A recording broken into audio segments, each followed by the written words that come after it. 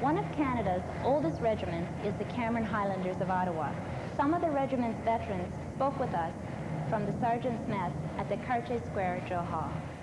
Used to hate to see the sun go down over there. Yeah. When they got to stand to at night and in the morning, I'm telling you, it was just like that. I never met any heroes, by the way.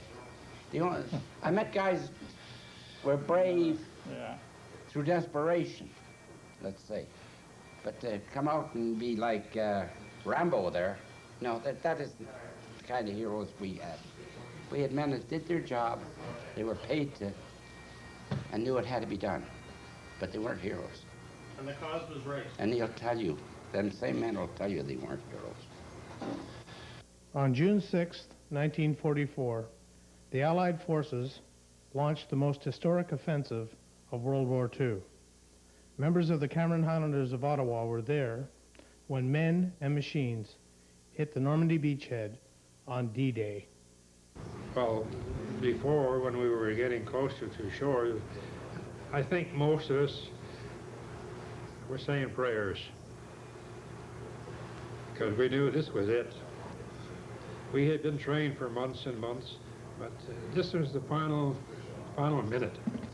And when we realized we were getting closer and closer to shore, we were looking at one another, shaking one another's hand, and God bless you, hope to see you later on. And then when the ramps went down, you just took off. You were in a cloud, sort of.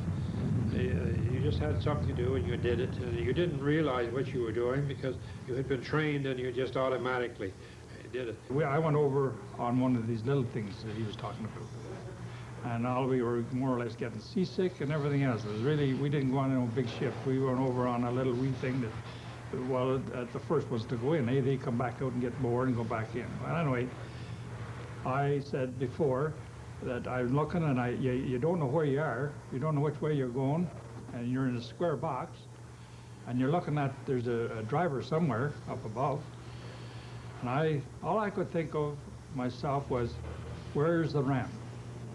Am I at the front of at the ramp, or am I at the back? I want to be at the back. Those guys in front of me are going to get out. And when the ramp went down, and it was behind me, and all these guys are running towards me, you can imagine what I felt. I had just enough to turn around. Down into the water, and away we went to the shore. Well, from then on, it struck me so funny, not funny, but really, I was astonished. They never told me there was going to be a big wall there. This is for the tide. The tide was out.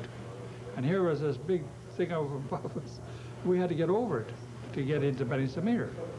Well, anybody that started up the wall and got to the top was getting shot, because they were on the other side pinning us off.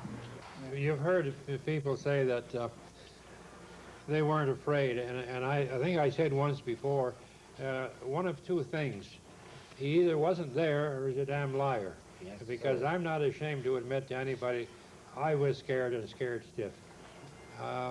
There was many a night, I'm not ashamed to admit it, that I cried myself to sleep because I was scared. Because I lost a good many of my good friends and chums, particularly in the platoon we were with. And to say that you weren't scared is absolutely ridiculous, because I can't think of anybody truthfully can say that he wasn't scared. My worst time was on the road to Falaise. He hit our tank, we unloaded. Our tank, when I say our tank was used to haul our 17-pound guns. He hit it, we unloaded, and the next shell landed besides us and hit 3 of us. I think my worst time was waiting for that stretch bearer to come up and take us back. But the man that was on the 88 from the other side was very human, because he held us fire till we were picked up, put on a Jeep ambulance, and on our way well to the rear before he opened up again. Because if he had opened up, we were all dead. We were lying there helpless on this Jeep ambulance. I was on the top part. That was the worst part of it. The other 2 guys had the lower stretchers. They put me upstairs, though. But the sad part of it was That was my gun crew was knocked out. We were #1 gun. I had a buddy who, a guy by the name of R.J. O'Neill, was the #1 gunner on #3 gun. His gun come into our position. The next morning he was killed in the position I would have been in. He was blown in two. The shell landed right underneath the gunlayer's seat. I would have been there the next morning, but O'Neill come up to relieve me. I was already in the hospital. I think that was when reality struck home, and I realized we weren't playing. See, with my job, going in, taking messages in, I've got there where there's nobody left. There'd be guns stopped in the mounds and everything, and there's nobody on them. One guy was in there, I got him out, and he was the only one to tell me what happened, so I got back right away, told him what happened so they could get some more troops to go back in. What did he tell you? He was the only one left. They're all dead. Myself, as I said, I've been a DR. Was in many, many places where it was thrown up like that. When my major got killed there, they had already killed the lieutenant and the captain and the sergeants, and I think there was 4 left out of the whole works. They called that Hell's Corner, and that was a bad one. I know an 88 went over my head, and I was talking to the guy in the hole. Next thing I knew, I was down in the hole with him, but I was upside down. I kept telling Jerry, push me out, and I got out. And I knew an 88 just had passed us. I just missed it. I got back to the major, and he had no head or top of a head. And the batman and his driver were dead. I took his police case and some of the papers, and I went back and gave it to the 2IC, and he took them and made up. And then the first thing you know, I had a captain with me going back in to take his place. At the end of the war, the Camerons returned home.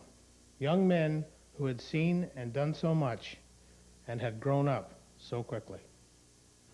Now, gentlemen, when you got back to Canada, you're still relatively young men. You were still barely out of your teens, I guess it's safe to say, Bruce. How long was the adjustment period, and what did it entail after what you'd been through? It was hard. It was hard at first, but I happened to be very fortunate. I married my childhood sweetheart, and I married a very good woman, and she helped me get adjusted, because I'm telling you, it was kind of hard to settle down to becoming a civilian again, because I never had no teenage like what the kids have today. I didn't know what that was. You know, I went overseas as a teenager. I come home, I'm an old man. You know, it was a big adjustment, but you work at it. You can struggle through anything. And you found the country gave you the support you needed when you came home? This country was the best country in the world to its soldiers, and still is. Look, I had very little education, as you can figure it out, 17 and in the Army. I come home, I got a good job. They took good care of me. I have no complaint. I get a pension for the damage they did me, and I'm quite happy with my life. And you told me you might be buying a new car. And I think I'll buy another new car. And there you go. This country can be awful proud of the service it give its ex-servicemen. Sure, we have little complaints, but they're not that serious. I guess relative to what you faced in the 40s during the war and coming home and making a new start here in the country, when we look at the current situation and the things that we complain about, they must seem somewhat petty to you. Yeah, very trivial. Yeah, I know I'd say the first 5 years I was home. Geez, I used to have awful nightmares. I was still scared. Absolutely, absolutely. It just doesn't wear off overnight. It's impossible. You might find it peculiar for me saying this, but I don't particularly like nights. Neither do I. Yeah. My standing joke was that I came home shell-shocked, and 3 years later I woke up and I had 2 kids and married. And that was a bigger shock. That was my biggest shock. Used to hate to see the sun go down over there. Yeah. When they